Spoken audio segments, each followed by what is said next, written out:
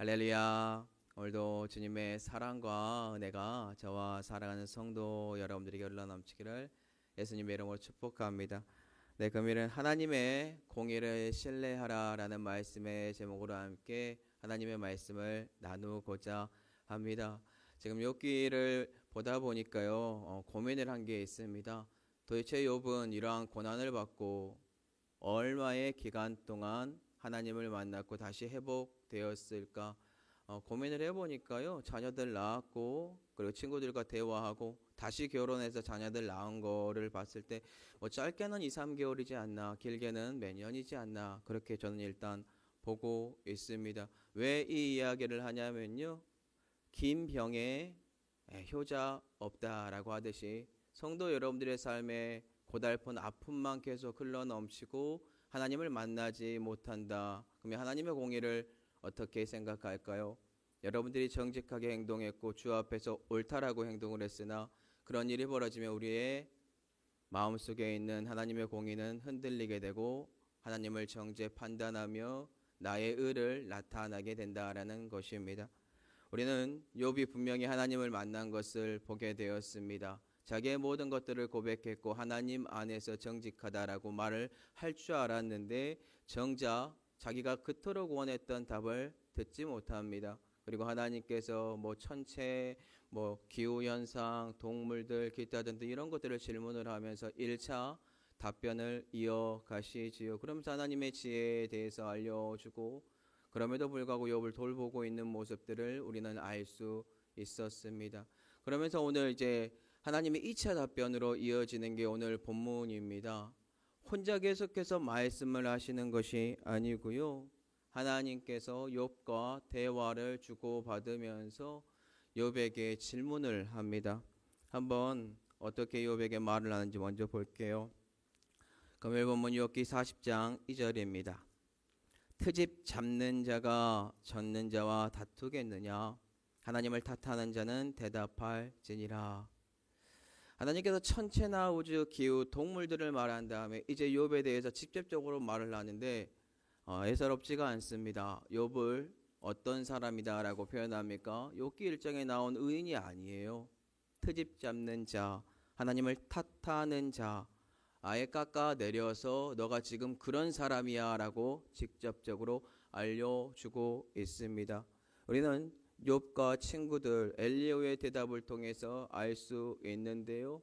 욥은 계속해서 자기는 의롭다라고 말을 하면서 하나님을 깎아내리기 시작했고 하나님보다 자기의 의를 높였던 모습을 보였고 거기에 엘리야가 화가 나서 말했던 것을 우리는 보게 되었습니다. 그렇기 때문에 하나님은 엘리야의 답변에 그 더 고차원적인 모습으로 욥의 낮아진 신앙 그것을 보시고 꾸짖습니다. 하나님에 대해서 과거에는 거두시는 이도 하나님이시요 주시는 이도 하나님이라고 했었던 그 모든 것들이 흔들리고 있는 안타까움의 신앙 그에게 꾸짖습니다. 이렇게 탓함으로 말미암아 하나님께서 그에게 주고자 하는 것이 무엇일까요? 욥은 실제로 하나님께서 자기가 그토록 듣고 싶었던 답을 듣고 싶지만 질문하지도 못하고 하지만 모든 것들이 자연스럽게 마음속에서 해석이 되는 것처럼 그의 태도가 달라집니다. 하나님의 직접적인 이 말에 욥의 태도는 어떠한 모습을 취하는지 한번 보도록 할게요. 자기 자신을 낮추는 모습을 보이는데요. 금요일 본문 욥기 40장 4절에서 5절입니다. 보소서 나는 비쳐나오니 무엇이라 주께 대답하리이까 손으로 내 입을 가릴 뿐이로소이다. 내가 한번 말하였사온즉 다시는 더 대답하니 아니하겠나이다. 욥은 이제 자신의 위치를 알고 자신이 비천한 존재라는 것을 압니다. 그럼에도 불구하고 마음속에 정확하게 뭘 회개를 하나님 앞에서 하고 있다라고 볼 수 없는 부분이 뒷부분에 하나님이 또 그를 다그치는 모습을 보면서 분명히 한 걸음 뒤로 물러서 비천한 존재라고 하면서 입을 가리지만 마음속에는 정확하게 해소가 되지 않은 욥의 모습을 오늘 보게 됩니다. 욥은 자신의 과거 발언들을 하지 않습니다. 과거에 하나님 앞에서 어떤 발언을 했는지 성도 여러분들은 기억하실 겁니다. 그럼에도 불구하고 그것을 내려놓고 이제 주 앞에서 입술을 가리겠습니다 라고 고백을 합니다. 그러자 하나님께서 대화를 다시 이어갑니다.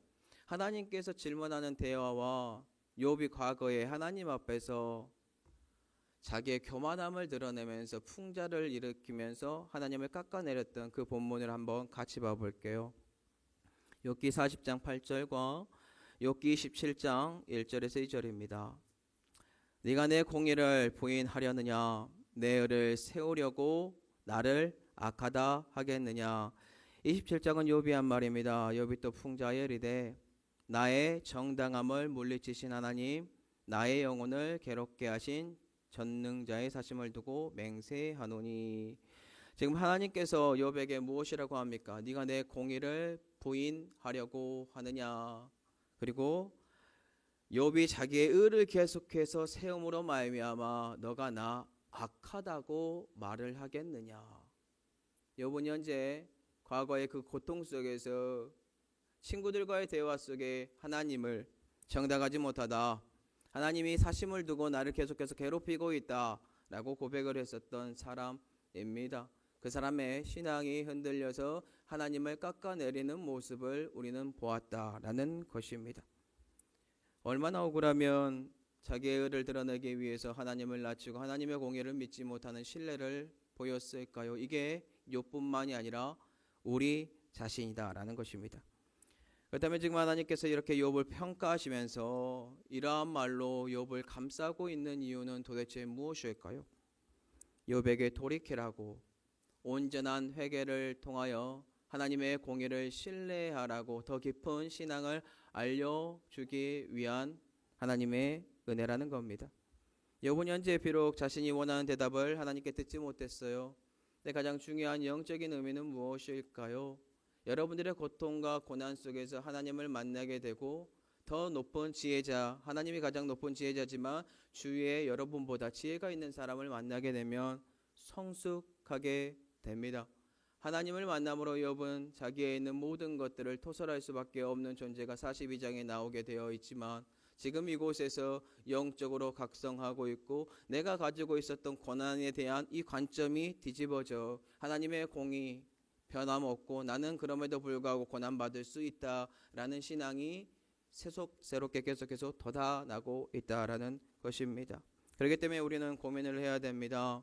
내 삶의 어려움과 고난과 아픔이 찾아올 수 있습니다. 내가 정직하게 행해도 나에게 그러한 일들이 벌어질 수 있습니다. 그런데 하나님의 공의는 언제나 늘 동일하고 하나님은 선하시며 하나님은 악이 없는 존재라는 것을 흔들리면 안 된다라는 겁니다. 참 어려운 지혜죠. 우리들은 이 지혜가 자꾸 흔들릴 겁니다. 그럼에도 불구하고 계속해서 우리 사랑하는 성도 여러분들 하나님을 만남으로 이러한 지혜가 잘 세워졌으면 좋겠습니다. 하나님은 계속해서요 욥을 훈계합니다. 이번에는 어떠한 훈계를 하나님께서 이어가십니까? 너 하나님처럼 능력 있니? 너 정말로 하나님의 공의를 세울 수 있니? 너도 공의가 있니? 그렇다면 교만한 사람들 낮춰봐라. 악인들 짓밟아봐라. 그러면 네 공의 인정해 줄게 라고 하는데요. 한번 욥기 40장 9절 11절 12절 14절 보도록 하겠습니다. 네가 하나님처럼 능력이 있느냐? 하나님처럼 천둥 소리를 내겠느냐?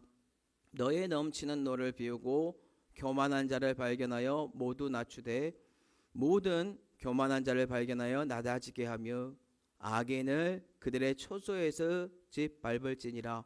그리하면 내 오른손이 너를 구원할 수 있다고 내가 인정하리라. 하나님께서 욥을 인정할 수 있는 방법이 뭡니까? 내가 가지고 있는 온전한 공의, 너가 정말 있느냐? 그렇다면 하나님처럼 능력이 있다면 너가 주위에 있는 교만한 사람들, 그 사람들을 낮춰보아라. 그 악인들 짓밟아 보아라. 그렇다면 사랑하는 성도 여러분들, 욥이 이런 능력이 있을까요? 그렇다면 우리에게 적용을 했을 때 우리가 이러한 능력이 있을까요? 우리는 나의 들보를 보지 않고 남을 정죄하고 판단하면서 깎아내리는 것은 쉽습니다. 그런데 정말로 하나님의 심판자 자리에 서서 남을 정확하게 하나님의 공의 가운데 판단할 수 있을까요? 저는 과거 기독교 영화를 봤던 적이 있습니다. 오두막이라는 영화인데요. 그 내용에 보면 그 주인공을 하나님께서 심판자 자리에 세워놓고 거기에서 심판을 해보라고, 공의를 행해보라고 한 영화가 있습니다. 내용이 정확하게 다 기억은 나지 않습니다. 너무 오래돼서요. 근데 그 주인공의 안타까운 일이 벌어집니다.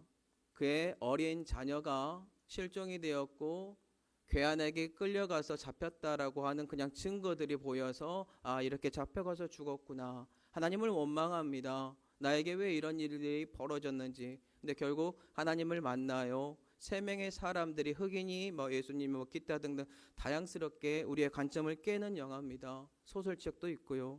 그런데 하나의 자리를 놔두고 그 자리에 앉으라고 해요. 모든 수많은 장면들을, 범죄 현장들을 보여줍니다.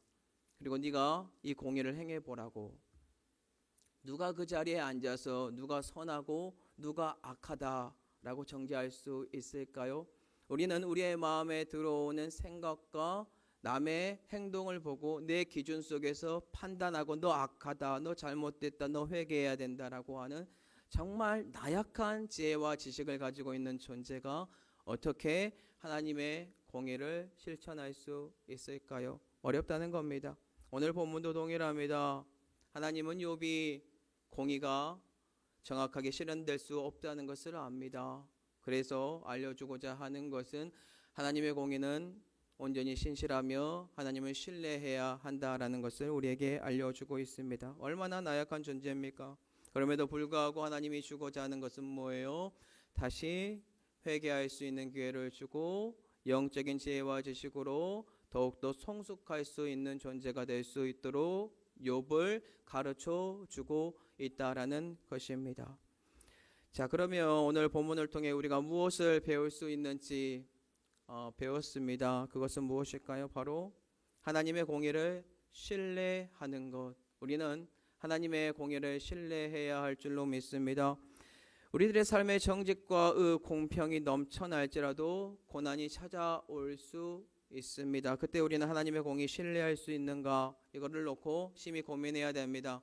이렇게 던지니까 가슴속으로 와닿지 않으시지요? 성도 여러분들의 삶을 그러면 적용을 해보겠습니다. 여러분들의 삶 속에서요, 갑작스럽게 아버지가 사망을 한다. 그리고 혹여나 여러분들의 자녀가 결혼을 했는데 그 자녀가 죽음을 맞이한다. 아니면 내 자녀가 여러 가지 질병의 고통 속에서 시달리다가 죽는다. 성도 여러분들, 그때 하나님 정직하다고, 하나님의 공의가 신실하다고 고백하실 수 있습니까? 왜 나에게 이런 아픔과 고통과 가시를 주셔서 하나님 이렇게 힘들게 합니까? 이게 우리라는 겁니다. 이 연약함이 우리에게 차고 넘치게 되어 있고 우리는 넘어질 것이며 하나님의 공의를 신뢰하지 못하는 자가 될 것입니다. 그럴 때마다 하나님은 다시 나타나 하나님의 전지전능함을 나타내시고 여러분들에게 지혜를 허락하실 거며 여러분들을 감싸줄 겁니다. 왜냐하면 우리는 그러한 존재니까요. 욥 또한 그러한 존재로 넘어졌고 쓰러졌습니다. 그런데 하나님께서 자신의 공의를 알려주고 지혜를 허락함으로 돌이켜 회개하고 더욱더 하나님이 어떠한 존재인지 조금 더 우리에게 지혜가 임한 것뿐입니다. 왜냐하면 하나님은 우리가 절대로 파악할 수도 깨달을 수도 그의 지혜에 한량없는 은혜 속에 우리의 모든 것들을 채울 수도 없기 때문입니다. 우리는 그저 한낱 사라지는 안개 같은 존재나 그 존재들이 이제는 빛의 아들들이 되어 예수 그리스도의 몸이 된 것처럼 여러분들을 그냥 그렇게 삼아준 겁니다. 오늘도 그 공의를 신뢰하시고 그 안에서 머리를 숙이시며 감사함으로 살아가는 저와 살아가는 성도 여러분들이 되기를 예수 그리스도의 이름으로 축복합니다. 이 시간